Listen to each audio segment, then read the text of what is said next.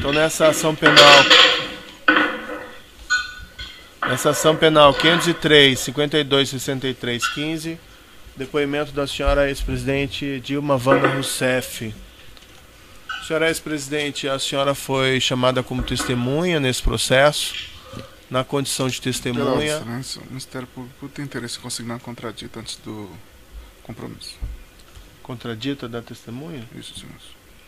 Qual seria a questão? Excelência, o MPF quer considerar contradita porque testemunha possui potencial interesse na demanda, já que ela indicou o Ademir Bendini para presidente da Petrobras, e as provas que surgiram na instrução dessa ação penal podem eventualmente ter relação com a atuação do depoente.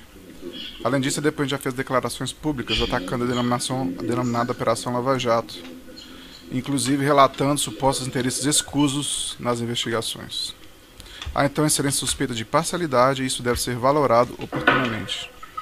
Diante disso, o MPF requer também que as testemunhas sejam informadas expressamente que possui direito ao silêncio caso suas respostas venham a ter caráter autoincriminatório. Alguma questão dos defensores? Não. Eu vou registrar. Tem? Sim, excelência. Primeiro, obrigado pela oportunidade. Não estão presentes as hipóteses legais da contradita.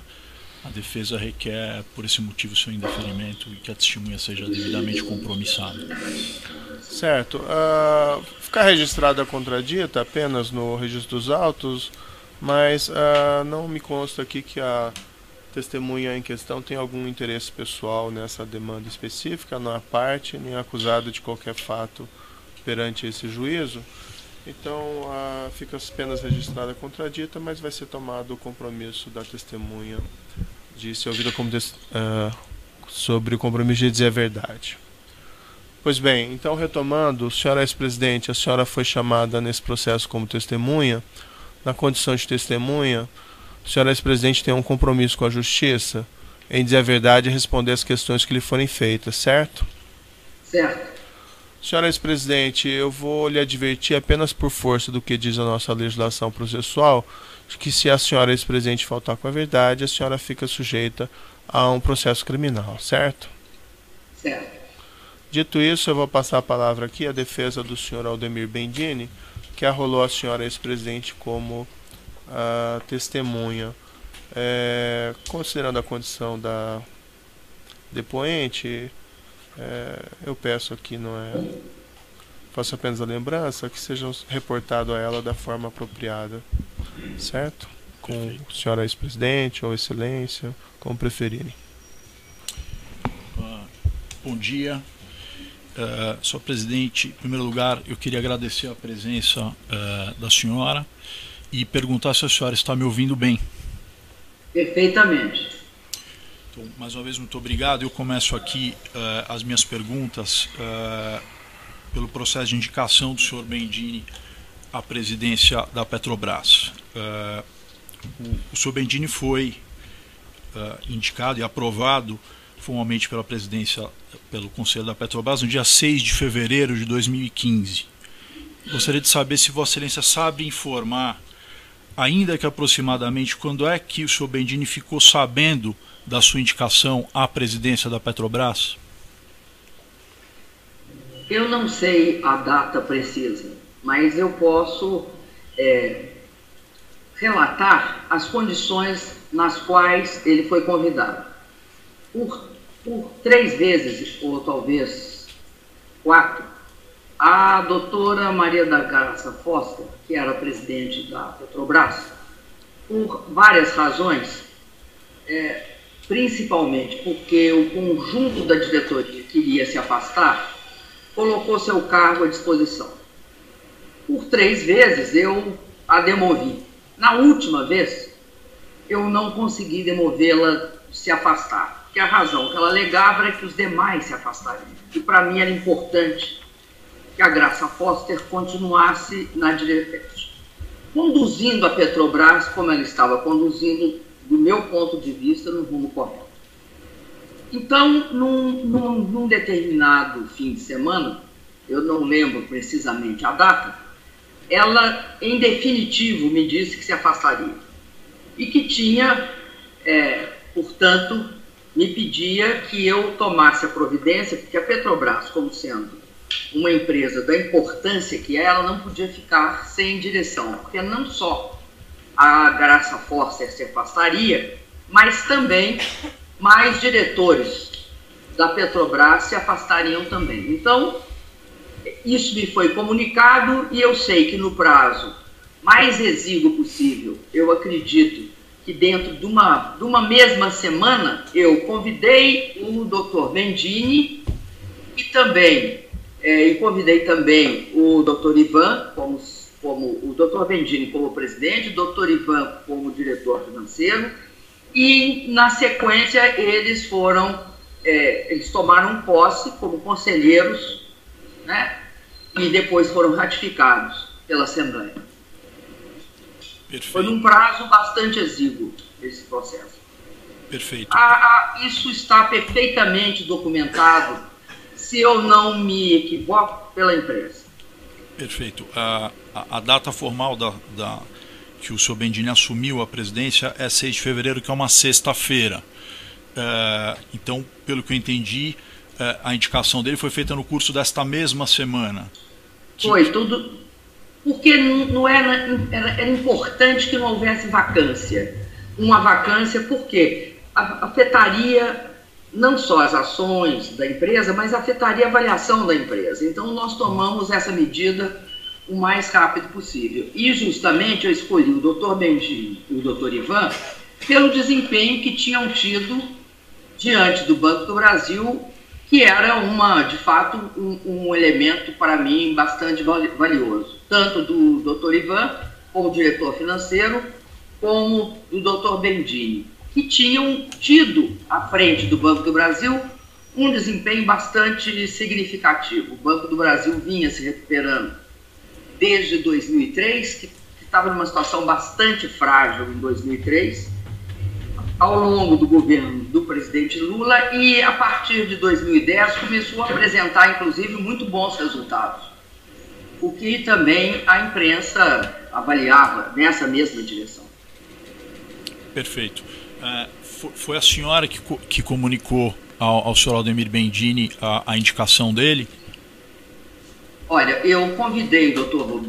Bendini para comparecer, já não me lembro se no Alvorada ou no Planalto. E nessa ocasião eu disse ao Dr. Bendini que para mim era importante que ele deixasse a presidência do Banco do Brasil e que fosse para a Petrobras. E eu sabia que para ele não era uma proposta imediatamente atraente, porque ele tinha uma situação mais confortável na presidência do Banco do Brasil, porque os principais desafios ele tinha conseguido superar, e o Banco do Brasil dava lucros significativos. Então, houve uma necessidade de uma persuasão. Eu persuadi o Dr. Bendini a aceitar, junto com o Dr. Ivan. Por que era também complicado? Era a saída dos dois. Mas eles tinham sucessores naturais, pelo que me informaram. E aí foi possível fazer uma transição muito rápida. De um lado, porque eles tinham sucessores naturais. De outro, porque nós precisávamos que fosse com essa rapidez. Que não deixasse um intervalo muito grande entre esse anúncio e a posse. Perfeito. Eu agradeço e aproveito para perguntar, nesta oportunidade em que a senhora conversou com o senhor Aldemir Bendini, aí na semana em que ele foi, enfim, efetivamente assumiu a presidência da Petrobras, mais alguém, além da senhora e ele, participaram desta conversa? A senhora, se é que a senhora se recorda? Olha, da conversa diretamente com ele, a primeira proposta minha para ele assumir a direção da Petrobras, eu não recordo de ninguém, mas na sequência eu comuniquei ao presidente do conselho, o Dr. Guido Mantega. Eu tinha de comunicar ao presidente do conselho, até porque a gente teria de acelerar o processo, né? Ele, como presidente do conselho, ele era quem fazia a indicação em nome do acionista. Ótimo, perfeito. Antes desta oportunidade que a senhora fez o convite ao senhor Bendini, a senhora alguma vez conversou, em oportunidade anterior, sobre a potencial indicação dele à presidência da Petrobras? Não, até porque eu vou insistir, para mim era importante. Eu tinha e tenho uma avaliação muito boa da doutora Graça Foster. A doutora Graça Foster era uma pessoa da empresa que combinava uma grande capacidade de gestão e um conhecimento bastante aprofundado, técnico, principalmente de uma área decisiva, que é a engenharia de poços de petróleo. E, para mim, era importante que ela permanecesse e concluísse o trabalho. Há uma série de fatos, principalmente relativos a todo o processo que a Petrobras passava, tornou para ela difícil esse processo. Eu não queria que ela se afastasse, eu tentava evitar o máximo possível. Isso também foi amplamente, eu nunca dei entrevista sobre isso, nem me manifestei sobre isso, mas isso era público e notório. Daí porque, de fato, eu tomei a atitude de trocar a diretoria da Petrobras a partir do fato que eu constatei que ela não ficaria. E aí, diante de todo o retrospecto, o Dr. Bendini na frente do Banco do Brasil foi uma das pessoas que eu pensei que pudesse substituí-la adequadamente. Perfeito. Eu agradeço a resposta e passo aqui a minha próxima pergunta, que se refere, Excelência, a um trecho da denúncia apresentada pelo Ministério Público Federal, na qual a senhora foi aqui citada, e eu vou pedir um esclarecimento da senhora no ponto. Diz a denúncia, com base numa declaração do senhor Marcelo Odebrecht, que a senhora teria constituído o então ministro Aloysio Mercadante como interlocutor do senhor Marcelo Odebrecht para tratar de questões relativas aí à Petrobras e Operação Lava Jato. Eu vou ler o trecho específico e peço para que a senhora, por gentileza, confirme se isso é verdadeiro ou não. Diz a denúncia no ponto, textualmente, o seguinte, Excelência. Aloysio Mercadante havia sido indicado a Marcelo Odebrecht pela então presidente da República Dilma Rousseff como sendo interlocutor para tratar de assuntos relacionados à Operação Lava Jato. Repito isso em razão de uma referência feita no depoimento do senhor Marcelo Odebrecht. É verdadeiro isso que diz a denúncia, Excelência? Veja bem, eu acredito que as pessoas tendem a fazer avaliações se colocando no centro do mundo. Não é necessariamente verdade. Eu fui ministra-chefe da Casa Civil. O que cuida o ministro-chefe da Casa Civil? Cuida de toda a coordenação do governo e de todos os problemas, principalmente os problemas graves que um governo enfrenta. Então, a designação do ministro Mercadante como ministro-chefe da Casa Civil dá a ele essas atribuições. É isso que faz o ministro-chefe da Casa Civil. Cuida de todas as questões. Tinha uma questão que era muito grave, e eu não sei se ainda é. Eu não parei de acompanhar em detalhes, até porque não tenho acesso às fontes. Uma delas era que as empresas que estavam sofrendo investigação da Lava Jato, elas necessariamente estavam tendo problemas na área de retomar os seus financiamentos, internos e externos. Isso criava para o governo um grande problema. Por quê? Porque essas empresas estavam comprometendo seus empregos e os seus financiamentos. Então, a discussão sobre a leniência era uma discussão presente para o governo. Nós discutimos leniência, não apenas através da CGU, da Controladoria Geral da União, da AGU, Advocacia Geral da União, da Casa Civil. Discutimos leniência no TCU, com o Ministério Público também, porque achávamos, e eu particularmente continuo achando, que a gente tem de punir maus feitos. Punir executivos ou funcionários que pratiquem maus feitos.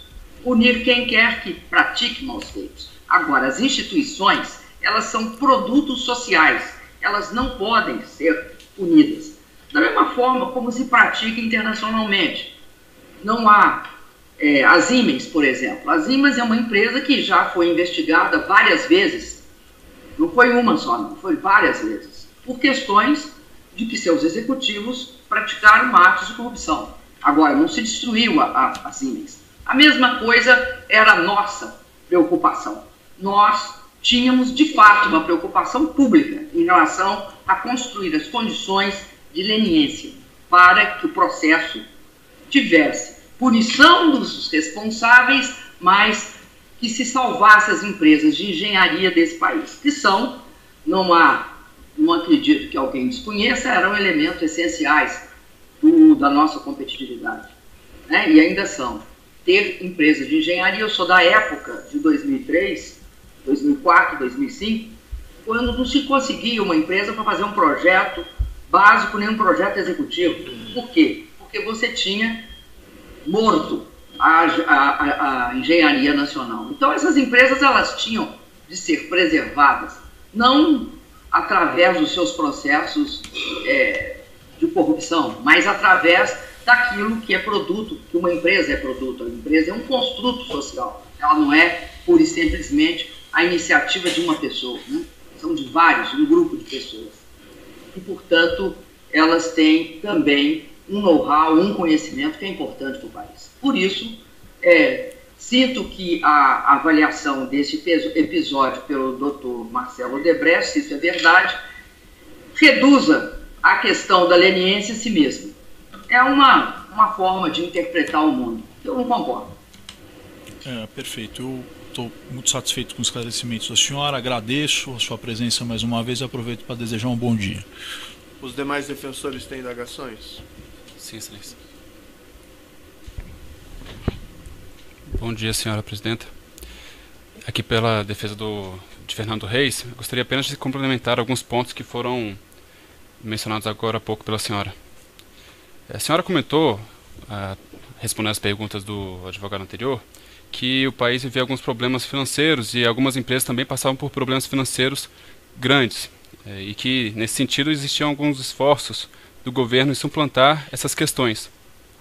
Especificamente quanto a um projeto da Sete Brasil com o estaleiro Enseada do Paraguaçu. A senhora se recorda de problemas financeiros enfrentados pela Sete Brasil a partir do fim de 2014? Olha, eu me recordo profundamente de algumas coisas que aconteceram em 2014.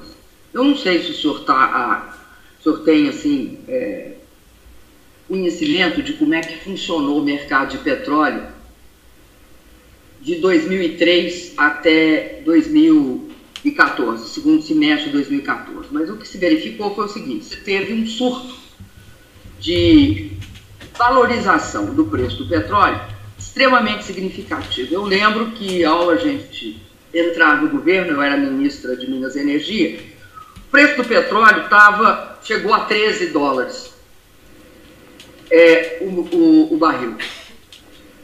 E $13 o barril é um preço bastante difícil de assegurar um certo nível de expansão da produção e da atividade. A partir daí, o preço do petróleo teve uma trajetória de alta, a ponto de chegar a $140 o barril. E isso implicava numa certa avaliação das empresas de petróleo, tanto no que se refere à sua capacidade. Elas tinham necessidade de colocar essa abundância de recursos em várias atividades. Não foi só a Petrobras. Qualquer empresa de petróleo, a Chevron, todas as grandes empresas chamadas majors, né, tiveram um processo de expansão acelerado. O que acontece na metade, começa e se acentua na metade de 2014? Começa uma queda do preço do petróleo. Ninguém sabia para onde iria naquela proporção que estava se desenhando. Então, generalizadamente no mundo, há uma queda das chamadas commodities, começando pelas petrolíferas, passando pelas minerárias e indo às alimentícias. É isso que provoca a chegada da crise econômica que a gente tinha evitado desde 2008, 2009, nós evitamos. a chegada da crise econômica nos países emergentes, no caso nosso, no Brasil. Ora, quando há essa brutal queda do preço do petróleo, apesar do Brasil não ser uma economia, por exemplo, como várias outras que viviam do petróleo dentro do seu orçamento, como é que o petróleo afeta a parte fiscal das empresas, a parte das empresas, porque diminui o lucro, diminui vertiginosamente. E exige que as empresas refaçam todos os seus cálculos. Por quê? Porque tem projetos que vão diminuir, vão deixar de ser efetivos com o petróleo a 80, a 60, chegando até 25, como chegou. Eles vão deixar de ser passíveis de ser executados. Agora, no caso do governo, nós tivemos um baita impacto. Por quê? Porque nós tributamos a Petrobras, tributamos a Vale, tributamos as empresas de alimento. Cai a nossa arrecadação. É isso que significa chegar à crise através da queda dos preços das commodities. Ele chega no Brasil. Chega no Brasil através de processos inflacionários e também de uma queda violenta no lucro das empresas. As empresas perdem recursos bastante significativos. Além disso, você está falando da Sete Brasil. Isso. O impacto na Sete Brasil é o seguinte: quando o preço do petróleo estava alto, o que acontece com os equipamentos? Para você achar uma sonda, para você alugar uma sonda, e uma sonda cobra, muita gente gostaria, ao invés da gente fazer sonda no Brasil, que a gente continuasse afretando. Porque o afretamento de uma sonda, você paga milhares de dólares por dia ou por hora. Então, o preço da sonda no mercado internacional estava alto. Quando cai o preço do petróleo, você passa a ter sonda saindo, você chuta uma moita, sai uma sonda. Por quê? Porque não tem demanda, deixa de ter demanda, acaba a produção. Então, ou a gente entende que o mercado de petróleo, como qualquer outro, flutua, ou a gente vai querer um desempenho das empresas igual ao longo do tempo, e isso não existe. Eu sei isso da Sete Brasil. Eu não sei detalhe da Sete Brasil, porque eu não era mais, eu era presidente, mas eu te digo qual é o quadro de contorno. Perfeito. O contorno eu sei qual é. Perfeito, senhor presidente, mas apenas para arrematar, essa crise na Petrobras, no preço da commodity, também afetou a Sete Brasil? Sem dúvida, afetou tudo. Perfeito. E esse não problema... tem como você criar uma barreira em relação aos equipamentos e aos insumos. Perfeito. Afeta tudo. Todo segmento de petróleo e gás é afetado. Todo. Sem exceção. Perfeito, senhora presidente. Esse problema financeiro fez com que a Sete Brasil deixasse de pagar pela construção de 28 sondas contratadas pela Petrobras. É uma visão, é um tratamento um tanto ou quanto, eu acho assim, superficial falar isso. Não, na verdade é uma constatação, que teve um problema financeiro... Não, mas eu não concordo com a constatação. Tá, houve necessidade de renegociar as sondas. Perfeito. Mas a senhora se recorda de algum esforço... Quando os preços mudam, você renegocia. Perfeito. Mas a senhora se recorda de algum esforço do governo para buscar uma alternativa, para solucionar a construção dessas sondas pela Sete Brasil? Eu me recordo de que o governo fez todo um esforço no sentido de evitar que houvesse descontinuidade nesse processo. Mas, obviamente, há que aceitar que haja certas alterações de preço. Muitas vezes, não querem que os preços se alterem a partir do momento que a realidade se alterou. O que o governo fez foi tentar sistematicamente impedir que houvesse descontinuidade. Perfeito. Sabendo que vai chegar um outro período em que novamente o preço do petróleo vai subir e você terá necessidade de sondas do Brasil, a não ser que se queira só o modelo de importação e transferência de empregos para a Coreia do Sul, a China ou o Japão. Perfeito, senhor presidente, mas o governo doutor, brasileiro... só uma questão, alguma questão mais objetiva relacionada ao caso concreto? Porque as questões das dificuldades econômicas são já conhecidas, isso já foi... Então, objetivamente, sobre o caso concreto aqui, alguma questão? Houve algum tipo de investimento japonês, ou tentativa de investimento japonês no estaleiro da Enseada do Paraguaçu? Olha, eu não tenho conhecimento assim, detalhado disso. Agora, nós tínhamos uma orientação, sim. A nossa orientação nós não éramos partidários de não haver parcerias entre investidores nacionais e investidores estrangeiros. A gente sempre olhou com muito bons olhos as parcerias entre brasileiros e japoneses. Agora, eu não tenho como especificar aqui o que houve no estaleiro Paraguaçu. O senhor há de convir que não há esse nível de detalhamento por parte da Presidência da República. Perfeito, mas a senhora se recorda de ter participado Não, doutor, eu vou indeferir essa questão, eu não vejo relação nenhuma com o caso concreto aqui. Alguma questão objetiva no caso concreto? Excelência, é porque há Não, e eu não sei do que ele fala. Sim, só um minutinho, senhora presidente. É só um fato concreto que está citado na denúncia no que diz respeito ao estaleiro Enseada do Paraguaçu. Qual é a relação disso com a questão aqui combinada que é o objeto da acusação? Justamente para demonstrar o poder do presidente Aldemir Bendini. Presidente de quem? Aldemir Bendini. Justamente para demonstrar a questão do poder dele, da influência dele e como que ele poderia lidar com essas questões. Está indeferida a questão, não tem relação objetiva. Mais alguma questão? Não, excelência. Sem mais perguntas. Outro defensor tem indagações?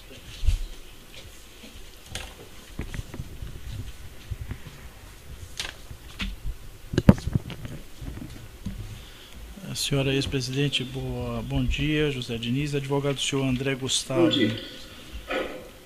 Senhora ex-presidente, o senhor Aldemir Bendini era interlocutor da Presidência da República junto ao Banco do Brasil em assuntos ligados ao Grupo Odebrecht? Olha, o doutor Bendini era interlocutor da Presidência da República como diretor-presidente do Banco do Brasil. Qualquer outra especificação no mínimo extemporânea. Ele era interlocutor do governo como presidente do Banco do Brasil. Qual o grau de independência funcional o senhor Aldemir Bendini detinha enquanto presidente do Banco do Brasil? O grau que todos os presidentes do Banco do Brasil têm. Eles executam a sua função fundamental, que é de disponibilizar crédito. E o doutor Bendini sabia que o governo achava importante que houvesse esse instrumento chamado crédito como uma alavanca do crescimento econômico do país. Considerando que o Grupo Odebrecht foi um dos principais financiadores junto ao Partido dos Trabalhadores, do qual Vossa Excelência era afiliada, alguns assuntos de interesse do Grupo Odebrecht, em algumas situações, eram sondados junto à Presidência da República para que efetivamente as decisões fossem tomadas no Banco do Brasil? Olha, eu não tenho o menor, sequer o mais pálido conhecimento desse tipo de atitude do Grupo Odebrecht. Aliás, eu acredito que o Grupo Odebrecht, como qualquer outro grande grupo brasileiro, merecia toda a atenção do governo, não só por parte da Odebrecht, mas em todas as áreas que eles destinavam. Muitas vezes a gente concordava com os rumos propostos pelo Grupo Odebrecht. E é público e notório que muitas vezes também nós discordávamos. Agora, tínhamos uma relação de grande interesse, não porque eles contribuíssem ou não para a campanha, mas pela importância que o grupo tinha, e acredito que ainda tem, na economia brasileira. Sem mais perguntas. Certo, eu vou interromper aqui o tamanho do áudio e retomamos.